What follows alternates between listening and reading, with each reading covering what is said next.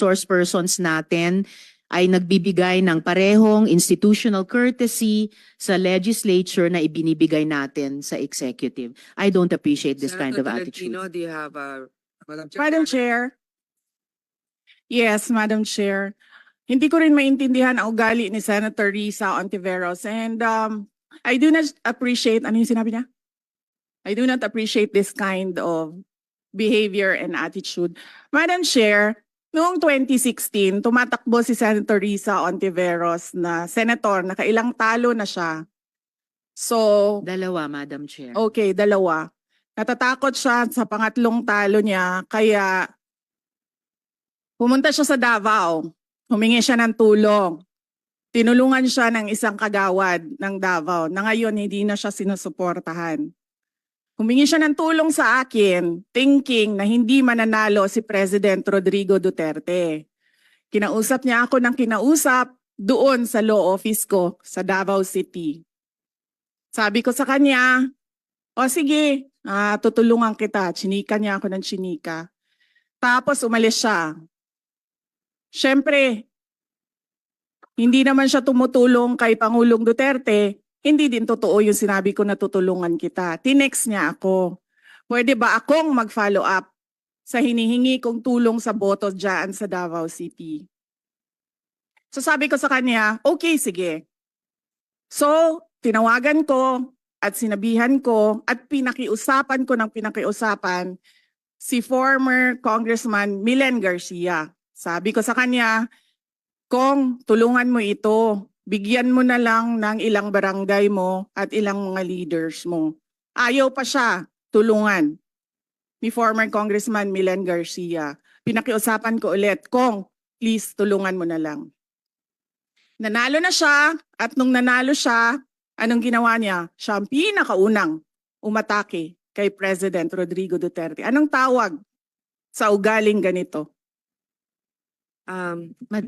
With due respect to our resource persons and also our colleagues, I think this doesn't really. I understand there's history among all of us here, but I think that we should really stick to the budget. And I think this is just being very objective. I would like to ask also, since we're going to be furnished a copy tomorrow, we can look at it and evaluate what the content of the book is.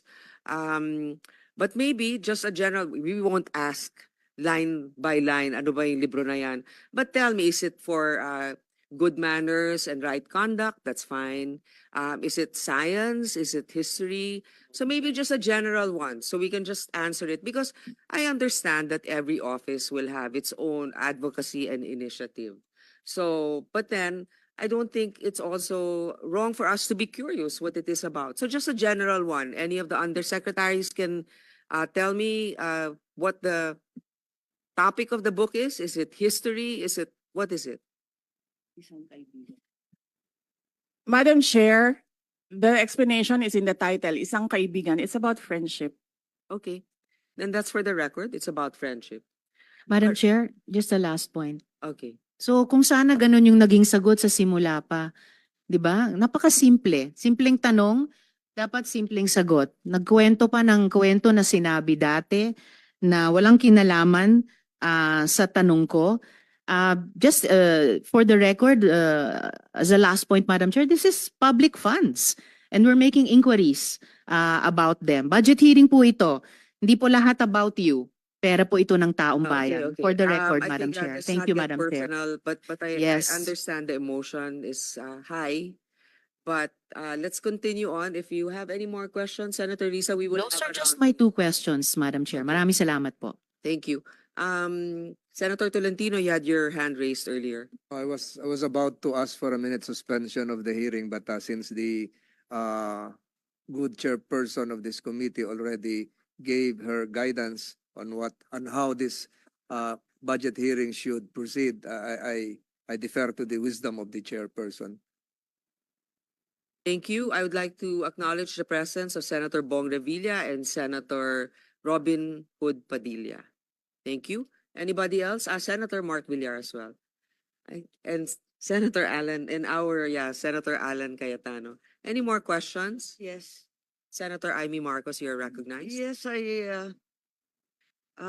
samantalang nasimulan na ang pagtatanong tungkol sa budget, nais kong bigyan ng pagkakataon ng pangalawang Pangulo na sumagot sa mga pumupuna sa kanya at laging binabanggit ang mga COA report ng 2022-2023 na mababa daw ang implementasyon at kulang daw ang internal controls at guidelines. May masasabi po ba tayo tungkol dito? May kasagutan po ba ito? Madam Chair, yes, we call on Attorney Rosalyn Sanchez to answer the question.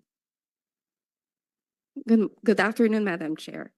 On the first question on the low implementation of some of the programs, Your Honor, some of the programs were just started to be implemented by the office in 2023.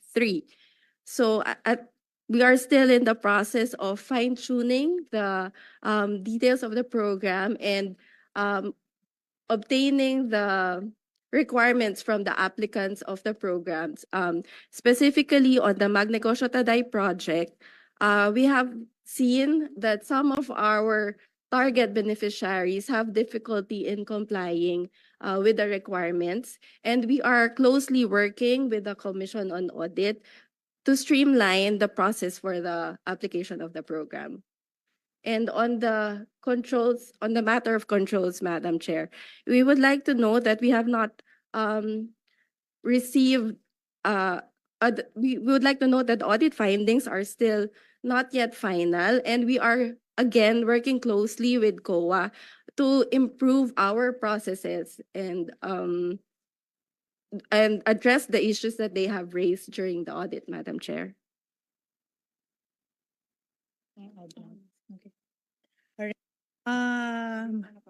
Madam Chair, I am Attorney Lopez, the Chief of Staff of the Office of the Vice President. As regards the first question on the matter of the low implementation rate of the Office of the Vice President, for the past 2 years, Your Honor, for year 2022 and 2023, as we have presented early on, the Office of the Vice President has a 92% utilization rate actually, but it is as of date, as of now, as of June, July, the rate is stands at 40%, primarily because most of our programs are rolled out towards the second semester. Particularly, for example, the Pagbabago Bag in time for the opening of the school year, and also the launch of our Pansara program, which we will also be launching upon school opening. So this is a big bulk of the budget of the Office of the Vice President. Hence, there is a low utilization rate. But at the end of the year, all of this, Madam Chair, as we have, as records will bear out, it will be around the 90 to 92% utilization rate. Yes, congratulations. So that therefore those who say that the same observations have been made by COA for the past 2 years are inaccurate and unaware of the actions already taken by the OVP. Is that correct?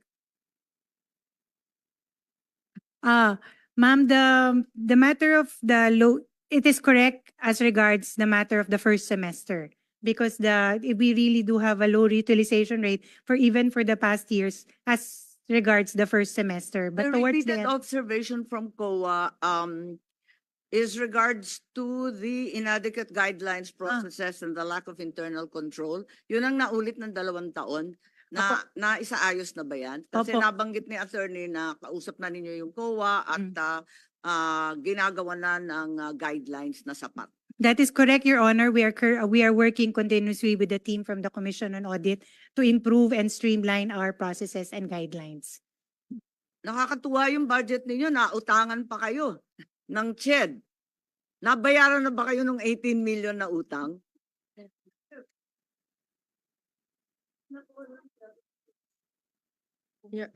Your Honor, if I may answer the question. Okay. Your Honor, it was partial liquidation by CHED from the time that we had our budget hearing last year until this year, but there is still a remaining amount of 1,993,500 pesos, Your Honor, out of the original 18 million. Hindi kayo nag-iisa. ang CHED may utang din sa mga senador. Kaya't yun ang nakakatuwa sa CHED kung saan-saan napupunta yung pera. At wala na po akong tanong, ang sasabihin ko lang, talagang hindi naman sa barangay lamang napupolitika yung ayuda, pati dito sa mga senador, pati sa ating pangalawang Pangulo. Senator Alan Cayetano is now recognized. Good afternoon, Madam Chair, Madam Vice President, magandang hapon po and welcome to the Senate. Magandang tanghali. I'd like to note that this committee is ruled by the women and kaming mga men ay nasa sidelines lang. I'd also like to note that although as a senator, naintindihan ko si Senator Risa na siyempre mas gusto kong cordial yung sagutan. But we also have to take into context that this is both legislative and political. And there are attacks against the Vice President regardless saan nanggagaling. So a little bit of latitude dahil we want kakampi man o kalaban to feel welcome. But I agree with Senator Risa naman na, how do we make it more cordial? No? So Madam Vice President, may I ask just one question? Actually two eh. One, nag-lunch na po ba kayo? And Yes, Senator Cayetano, nag-lunch na po ako. And I'm very cordial yes, when it ma'am. comes to international diplomatic relations. Gusto nyo i-discuss natin No. yung West Philippine Sea. Yes. But hindi kasi ako plastic na tao. No, I agree with you, ma'am. That's why nga sinasabi ko po na hindi lang to legislative, political din. That's why you should be given the latitude to answer in the way that you feel it could be properly answered, di ba? So kaya ko lang tinanong kung nag-lunch kayo kasi in the first 2 years, I know that you got a very warm welcome sa Senate. So I'm hoping sa budget hearing it doesn't change, no? I remember ang daming pumunta sa lunch noon.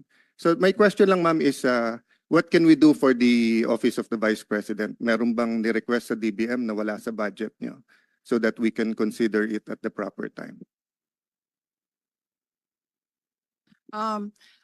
No, we are already okay with the approved budget from the Department of Budget. The approved proposed budget in the NEP from the Department of Budget and Management. And we leave it up to members of Congress to decide on the budget. Thank you. Thank you, Madam Chair. Thank you to the Office of the Vice President. Any more questions? Well, so it's always the chair that has the last spot for questions. So let me just ask, of course, the security of every government official is very important. And recently, it was discussed that a number of security personnel was taken out from the Office of the Vice President. I think, if I'm not mistaken, totally, the PNP said they recalled 373 personnel across all agencies. So I'd like to know, baka naman wala nang natirang security sa OVP, hindi naman, ano na bang status? Ilan ang tinanggal na security at meron bang nagbabantay ngayon? Madam Chair, may I be allowed to give a very long answer about the security? Sure, as long as it answers the question. Sige, ma'am. Opo.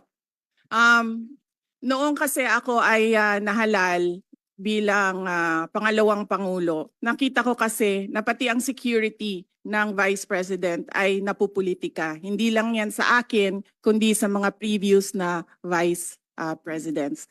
Kaya nung tapos na ang eleksyon pero hindi pa ako naupo, sumulat ako kay former Secretary Delphine Lorenzana. Sinabi ko sa kanya, Sir, ang security ng Vice President should only be up to the level of the Vice President. Hindi po pwede na umakyat ang information at ang security ng Vice President sa iba pang opisyal.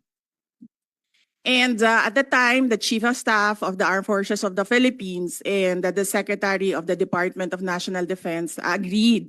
That's why on June 2022, ito yung sa Armed Forces of the Philippines. On June 2022, the Secretary SND wrote to the Chief of Staff of the AFP from Vice Presidential Security Detachment under the PSG, Secretary Lorenzana ordered the Vice President Security and Protection Group, which is a separate entity from the PSG. So ito yung June 22, 2022. Ngayon, nag-issue ng orders ang AFP GHQ ng General Order 0917 to activate the reorganization from detachment to security group. On July 5, 2022, the activation order and the table of organization and equipment was released. Yes. All right. So, hindi ko alam kung ano ang nangyari sa Philippine National Police, but apparently they decided that they will mirror what the AFP did. So, noong December 9, 2022, inactivate ang Vice Presidential Protection Division under the PSPG. Ito under ng NHQ General Order OPL 22-22 and NAPOLCOM Resolution 2022-0675. Kaya po mali yung sinasabi ng lahat, hindi lang ako nagsasalita, ngayon lang ako nabigyan ng opportunity na magsalita. Hindi po tama na ikumpara yung term ni Vice President Leni Robredo at yung term ko in terms of security. Dahil yung security, yung VP-SPG at yung VP-PD sa PNP ay meron pong orders lahat. Ibig sabihin, there is a basis in law doon sa pag-activate sa kanila. Ngayon,